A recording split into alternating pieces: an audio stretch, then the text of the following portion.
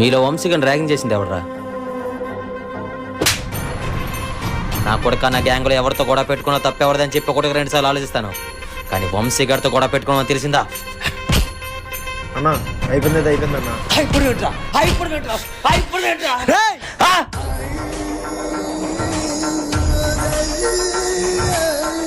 అన్న శివన్న ప్లీజ్ అన్న, ఊరికాలన్నా నేను చూసుకుంటాను అన్న. శివన్న ప్లీజ్ అన్న, అన్న ప్లీజ్ అన్న నేను చెప్పుకుంటాను అన్న, మీరు అప్పడకండి.